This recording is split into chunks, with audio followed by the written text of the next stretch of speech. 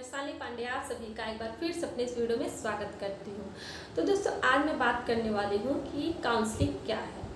दोस्तों काउंसलिंग एक प्रोसेस है, एक प्रक्रिया है जिसमें कि एक ट्रेंड प्रोफेशनल होता है जो कि साइकोलॉजिस्ट हो सकता है या काउंसलर हो सकता है या साइकोथेरेपिस्ट भी हो सकता है, और दूसरा होता है काउंसलिंग जो कि काउंसलर के पास काउंसलिंग के लिए आया होता है।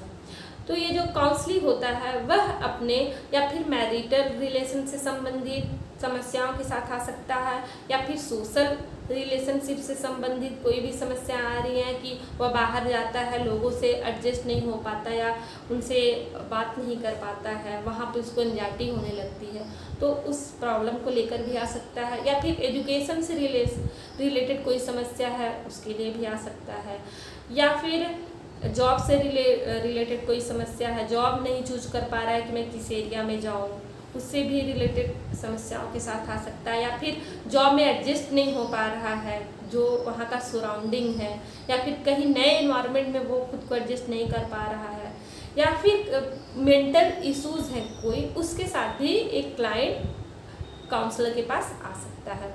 तो जो काउंसलर होता है उसका काम होता है कि वह काउंसलिंग का उन समस्याओं से निपटने में उनकी मदद करना। दोस्तों बहुत से लोगों के माइंड में ये रहता है कि जब मैं काउंसलर के पास जाऊंगा तो काउंसलर मुझे ये ऑप्शन दे देंगे कि ठीक है आप ऐसा कर लो, ऐसा कर लो और आपकी प्रॉब्लम्स दूर हो जाएगी।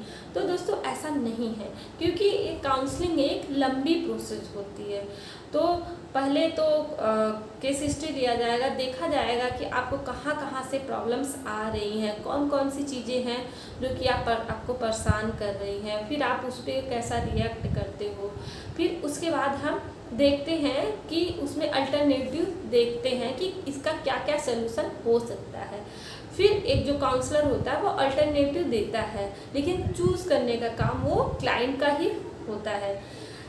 फॉर एग्जाम्पल आप अगर देखें तो जैसे अगर कोई मार्केट में व्यक्ति दिख गया और वो आपसे बात नहीं करता है, तो आपने वहाँ पे सोच लिया कि वो मुझे पसंद नहीं करता है, तो वहाँ इस इश्यूज के साथ जब आप के पास जाएंगे तो वह क्या बोलेगा, वह आपको बोल सकता है कि ठीक है आपको ये कैसे लगा कि वह आपको पसंद नहीं करता है। तो यहाँ पर आप अपना दिमाग चलाएंगे कि हाँ ये तो सही है कि उसने ऐसा कुछ तो कहा ही नहीं। वो काउंसलर फिर आपको कह सकता है कि ठीक है तो क्या आपने कॉल करके पूछा था कि आप मतलब मुझे अगर मार्केट में देख के क्यों इग्नोर किए, तो वो भी बोलेगा कि हाँ ये भी बात सही है, मैंने कॉल भी तो नहीं किया था, तो ये कैसे पता चलेगा।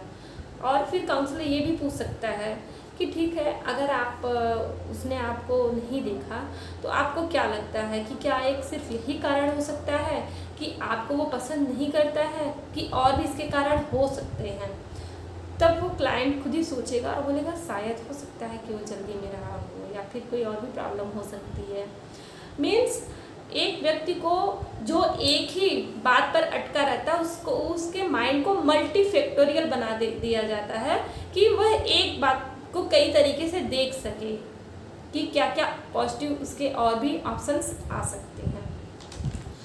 तो दोस्तों काउंसलर जो होता है वह किसी भी काउंसलिंग को फोर्स नहीं करता है अपनी सलाह को मानने के लिए, बल्कि उसको अल्टरनेटिव दे देता है, जैसा कि मैंने अभी एग्जाम्पल में बताया है।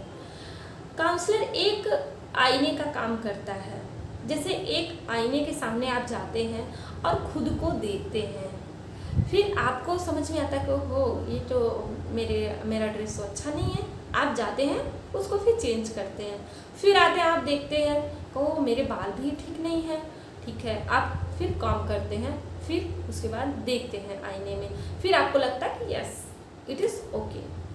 वैसे ही एक काउंसलर जो होता है जब आप वहाँ जाएंगे तो काउंसलर के पास जाएंगे तो वो आपको इस ऐसे ऐसे टेक्निक्स यूज करके आपको खुद आपका आईना दिखाएगा कि ठीक है आप खुद ही वहाँ पे देखेंगे, खुद आप अपने आप को देख सकते हैं कि ठीक है यहाँ मैं गलत हूँ, यहाँ पे मुझे ठीक करने की ज़रूरत है, या फिर ये मुझ में कमियाँ हैं।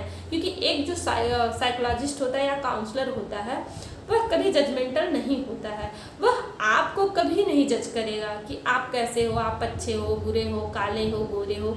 ऐसा नहीं होता है, क्योंकि अगर ऐसा ही होता तो फिर हर व्यक्ति काउंसलर के पास नहीं आता, घर में ही वो सूट आउट कर लेता, कोई भी प्रॉब्लम है किसी से ही पूछ लेता।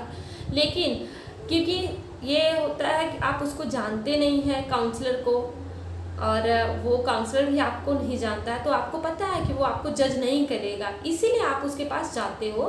तो एक काउंसलर की सबसे बड़ी खासियत होती है, इथिक्स में आता है कि एक काउंसलर को जजमेंटल नहीं होना चाहिए, मीन्स किसी को जज नहीं करना चाहिए। कि तो सब मिलाकर के अगर हम शॉर्ट में बात करें तो काउंसलिंग एक ऐसी प्रक्रिया है जिसमें कि एक जो काउंसलर होता है वह काउंसली के पर्सनालिटी को इस तरीके से डेवलप कर देता है और उसके माइंड को इस तरीके से डेवलप करता है कि जिससे कि वह अपनी प्रॉब्लम्स के सलूशन को खुद ढूंढ सके और अपनी समस्याओं से छुटकारा पा सके। तो दोस्तों, ये जो काउंसलिंग है वह एक बार लेने के बाद ख़त्म होने वाली चीज़ नहीं है। अगर आप उसको लेते हो, अपनी लाइफ में प्रॉपर उसको फॉलो करते हो, तो ये आपके पूरे लाइफ में साथ रहने वाली है। अगर आप एक बार, आपको फीवर होता है, आप मेडिसिन लेते हो, एक बार खाते हो तो वो ख़त्म होता है। लेकिन काउंसलिंग एक ऐसी प्रक्रिया है जिससे कि आपके अंदर जो क्वालिटी आ जाती है काउंसलिंग के समय, वह आपके साथ और भी जो प्रॉब्लम्स आपके होते हैं उसमें भी आपको फेस करने में आपका हेल्प करता है। दोस्तों, काउंसलिंग एक जिससे आप बात करते हो खुल करके अपने मन की पूरी बातें, वह भी आपका काउंसलिंग कर सकता है, चाहे वो आपके माता पिता हो, चाहे वो आपके दोस्त हो। लेकिन जो कि आपको अच्छे से समझता हो, उसी से आप काउंसलिंग ले सकते हैं। और लेकिन अगर आप एक प्रोफेशनल के पास जाते हैं तो ये बहुत ही अच्छा होता है, क्योंकि एक काउंसलर जो होता है वो जजमेंटल नहीं होता है। वह जो भी रिसर्चेस हुए हैं उसके बेस पर ही सारे प्रोसेस को आगे लेके चलता है और ह्यूमन माइंड को समझता है। वह अपने एक्सपीरियंस को आप पर नहीं थोपता है कि अगर कहीं पे वो फेलियर हुआ है और वैसे ही सिचुएशन में आप आए हो तो वो भी तो काउंसलर आपको बोल दे कि नहीं आप इसमें सक्सेस नहीं होंगे, ऐसा नहीं है। वो खुद आपकी परिस्थिति को, आपके सिचुएशन को देखते हुए ही आपको सलूशन देता है। तो दोस्तों, अगर आपको मेरा ये वीडियो अच्छा लगा हो तो प्लीज़ लाइक करिए, कमेंट करिए, शेयर करिए और सब्सक्राइब करिए। और अगर आप किसी भी टॉपिक पर वीडियो चाहते हैं तो वो भी कमेंट में ज़रूर लिखिए। तो दोस्तों, खुश रहिए, मस्त रहिए, जहाँ भी रहिए हंसते रहिए।